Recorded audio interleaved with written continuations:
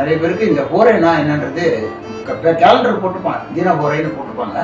But அது என்ன பலன், அதனால அந்த ஹோரைனால என்ன பலன்? டெம்பரரியாக தோக்குற மாதிரி இருக்கலாம், ஆனால் ஜெயிக்கிறது வந்து அவங்க தான் இருக்கும். இந்த ஹோரை வந்து இந்த அஷ்டமி, நவமி, இந்த மாதிரி ஒரு சில திதிகள்லாம் வந்து ஒரு சில காரியங்கள்லாம் பண்ணக்கூடாது.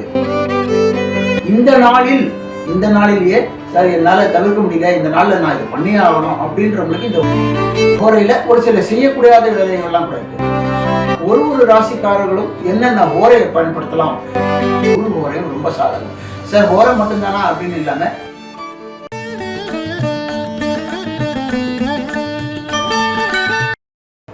ஓம் ஸ்ரீ அகஸ்தீசாய நமः. அனைவருக்கும் வணக்கம். இது உங்கள் அகத்தியர் அதிர்ஷ்ட ஜோதிடம். நான் உங்கள் ஜோதிடர் என் சீதாராமன். இந்த பதிவில் நம்ம வரிசையாக நிறைய பதிவுகளை போட்டுக்கிட்டு இருக்கோம். நல்ல நல்ல விஷயங்கள்லாம் நிறைய பேர் வந்து நிறைய ஃபோன்லேயே நல்லா இருக்குது, மேலே மேலே நல்ல விஷயங்கள்லாம், இன்னும் எங்களுக்கு தெரியாத விஷயங்கள்லாம் சொல்லுங்கள் அப்படின்னு நிறைய கேட்டிருக்கீங்க. அதில் வந்து ஒரு நபர் நம்மக்கிட்ட இந்த ஹோரையை பற்றி வந்து கேட்டிருந்தார். இந்த ஹோரைனா என்ன சார், அது என்ன பண்ணணும், அது எப்படி பண்ணணும், அதை எப்படி நம்ம பார்க்கணும், அந்த ஹோரையினால் பலன் என்ன அப்படின்றத கேட்டிருந்தார். அது அவருடைய கேள்வி வந்து நல்லா ஆக்சுவலி பார்த்தீங்கன்னாக்கா நிறைய பேருக்கு இருக்கக்கூடிய சந்தேகம் அது. நிறைய பேருக்கு இந்த ஹோரைனா என்னன்றது கேலண்டர் போட்டுப்பாங்க, தின ஹோரைன்னு போட்டுப்பாங்க. பட் அது என்ன பலன், அதனால் அந்த ஹோரையினால் என்ன பலன், என்ன பண்ணணும், என்ன பண்ணக்கூடாது அப்படின்றது இருக்குது. இப்போ பார்த்தீங்கன்னா ஹோரை பார்த்து ஒரு வேலை செய்பவனை பகச்சிக்காதே அப்படின்னு சொல்லி ஒரு பழமொழியே இருக்குது. அந்த எந்த ஹோரையில் வந்து ஒருத்தர் ஹோரை பார்த்து பண்ணுறாங்களோ, ஒரு வேலையை பண்ணுறாங்களோ, அவங்கள வந்து பகச்சிக்கூடாது. ஏன்னா அவங்க தான் வந்து வெற்றியை அடைவாங்க. எல்லா விஷயத்துலையும் அவங்களுக்கு வந்து ஜெயிப்பு இருக்கும், அவங்க தான் ஜெயிப்பாங்க. டெம்பரரியாக தோக்குற மாதிரி இருக்கலாம், ஆனால் ஜெயிக்கிறது வந்து அவங்க தான் இருக்கும். இந்த ஹோரை வந்து அவ்வளோ விசேஷமான ஒரு விஷயம். ஒவ்வொருத்தருக்கும் அந்த அந்த ஹோரைன்றது தனிப்பட்ட முறையில் அது ஒரு ராசிக்கும் ஒரு ஹோரை இருக்குது. அது நம்ம என்னன்றது பார்க்கலாம். பொதுவாக பார்த்தீங்கன்னாக்கா இந்த நம்ம அவாய்ட் பண்ணுறக்கூடிய ஒரு சில டெய்லி பார்ப்போம்.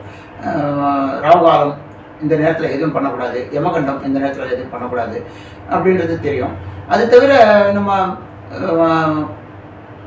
இந்த அஷ்டமி, நவமி, இந்த மாதிரி ஒரு சில திதிகள்லாம் வந்து ஒரு சில காரியங்கள்லாம் பண்ணக்கூடாது அப்படின்றது, அப்புறம் பிரதமை இதெல்லாம் பண்ணக்கூடாதுன்றது நிறைய இருக்குது, அவாய்ட் பண்ணக்கூடிய ஒரு நேரங்கள்லாம் இருக்குது. இந்த நாளிலேயே சார் என்னால் தவிர்க்க முடியல, இந்த நாளில் நான் இது பண்ணியே ஆகணும் அப்படின்றவங்களுக்கு இந்த ஹோரை வந்து நமக்கு கட்டாயமாக கை கொடுக்கும். அதிலே வந்து நல்ல நேரம்னு இருக்கும். கேலண்டரில் வந்து நமக்கு தவிர்க்க முடியாத நாள்னா கூட கேலண்டரில் வந்து பார்த்து நல்ல நேரம் பார்த்து பண்ணுங்கப்பா அப்படின்னு சொல்லலாம். இருந்தாலும் அந்த முடியாத நாளில் கூட இந்த ஹோரையில் வந்து ஒருத்தர் ஒரு வேலையை பண்ணாங்கன்னா அவங்களுக்கு வந்து காரியம் வந்து நிச்சயமாக சக்ஸஸ் ஆகும். அதே நேரத்தில் அதே ஹோரையில் ஒரு சில செய்யக்கூடாத வேலைகள்லாம் கூட இருக்குது. அதுவும் வந்து நம்ம என்னன்றது பார்க்கலாம். இப்போ வந்து பார்த்திங்கன்னா ஒரு ராசிக்காரர்களும் என்னென்ன ஹோரையை பயன்படுத்தலாம், அவங்களுக்கு எந்தெந்த சாதகமான ஹோரைகள் அப்படின்றத பார்க்கலாம்.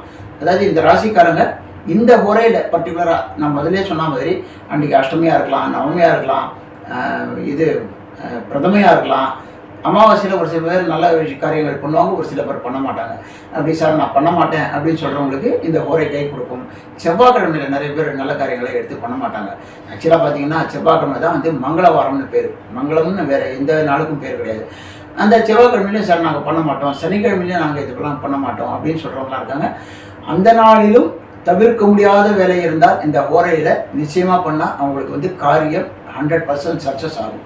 அது என்னன்றது ஒரு ராசிக்காரர்களுக்கும் இந்த ஓரை என்னென்ன சாதகமான ஓரை அப்படின்றத நம்ம பார்க்கலாம். இப்போ வந்து பார்த்தீங்கன்னாக்கா மேஷ ராசிக்காரர்களுக்கு வந்து இந்த சூரிய ஓரையும் குரு ஓரையும் ரொம்ப சாதகமாக இருக்கும். சூரிய ஓரையும் குரு ஓரையும், இந்த சூரியனும் குருவும் மேஷ ராசிக்காரர்களுக்கு யோகக்காரங்கள். ஆக்சுவலி இந்த ஹோரையிலே இவங்க பண்ணாங்கன்னா இந்த ஹோரை எப்படி சார் கண்டுபிடிக்கிறது அப்படின்னு ஒரு சில பேருக்கு சந்தேகம் இருக்கும். இப்போது ஞாயிற்றுக்கிழமை எடுத்துப்போம். ஞாயிற்றுக்கிழமையில் சூரிய ஹோரை முதல்ல ஆரம்பிக்கும். சூரியன், சுக்கிரன், புதன், சந்திரன், சனி, குரு, செவ்வாய், இதுதான் வந்து ஹோரையோட ஆர்டர். இப்போ சூரிய ஹோரை ஞாயிற்றுக்கிழமை சூரிய ஹோரை ஆரம்பிச்சுன்னா காலையில் 6லேருந்து 7 சூரிய ஹோரை. அப்படியே 8 மணி நேரம் போட்டிங்கனாக்கா மறுபடியும் சூரிய ஹோரை ஆரம்பிக்கும். அதுதான் கணக்கு. அதே அப்படியே கணக்கு போட்டு வந்தீங்கன்னாக்கா மறுபடியும் அதே ஹோரை தான் வரும்.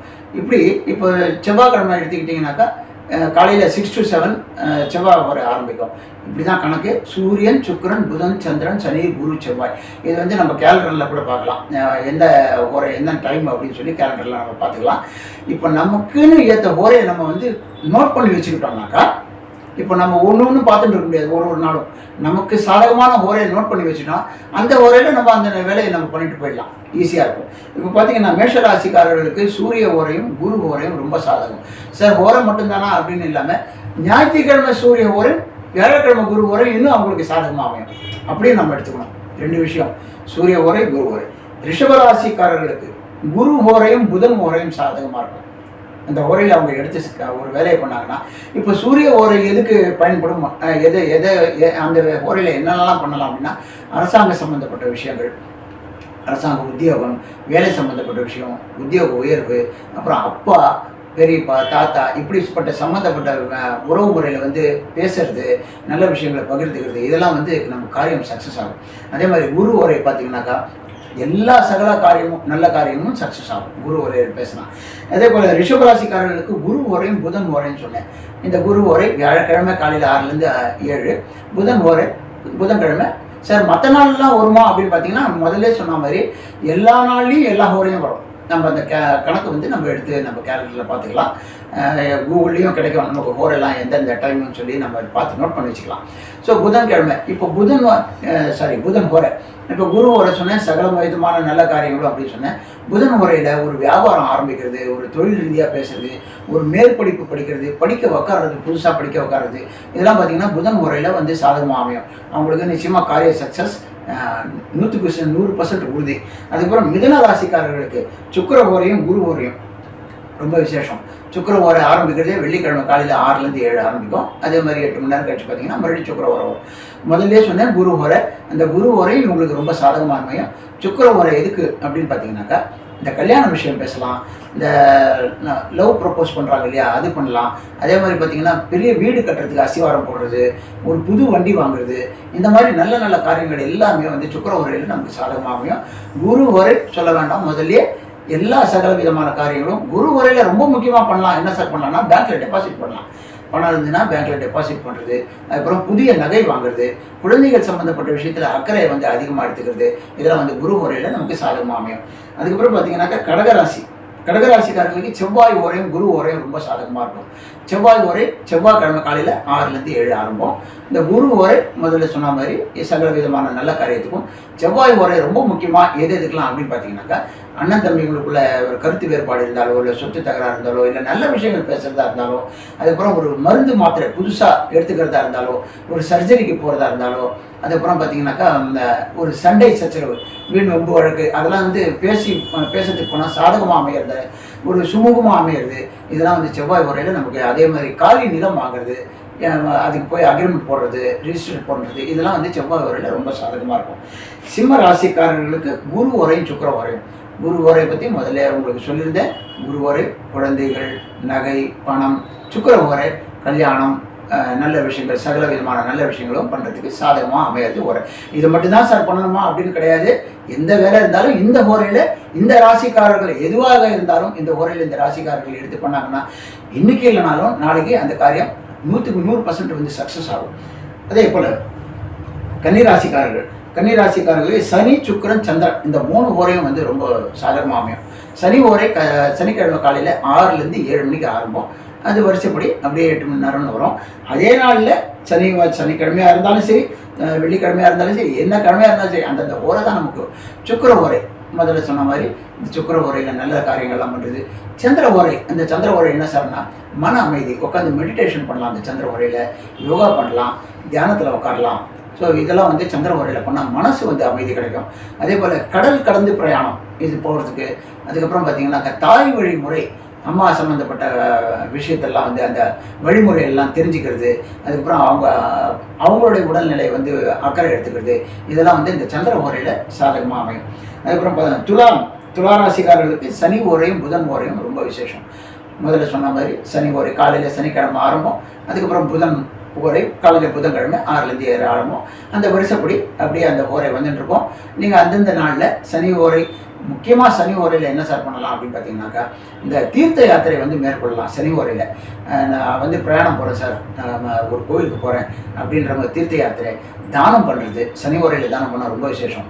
அதே மாதிரி ஒரு இல்லாதப்பட்டவங்களுக்கு வந்து ஏதாவது உதவுறது, இந்த பைரவர் நாயின்னு சொல்கிறோம் இல்லையா, பைரவருக்கு வந்து ஏதாவது நம்ம சாப்பிட்றதுக்கு கொடுக்குறது, அப்புறம் காக்காவுக்கு வந்து உணவு கொடுக்குறது, இதெல்லாம் சனி ஓரையில் பண்ணும்போது பித்ரு தோஷங்கள் நீங்கும். அதுக்கப்புறம் பார்த்திங்கன்னா நமக்கு தேவையில்லாத வரக்கூடிய பிரச்சனைகள்லாம், ரொம்ப முக்கியமாக இந்த 7.5 சனி, அஷ்டம சனி, அர்த்தாஷ்டம சனியில், இந்த சனி தசையில் ஒரு பிடியில் போய் மாட்டிக்கிறாங்க இல்லையா, இவங்கெல்லாம் சனி முறையில் இதெல்லாம் பண்ண சனினால் ஏற்படக்கூடிய பிரச்சனைகள்லாம் நிச்சயமாக வந்து அவங்களுக்கு சாதகமாக அமையும். அதாவது மூச்சு வாங்கிறதுக்கு டைம் கிடைக்கும், அடுத்தது என்ன பண்ணலான்னு உங்களுக்கு தோணும்.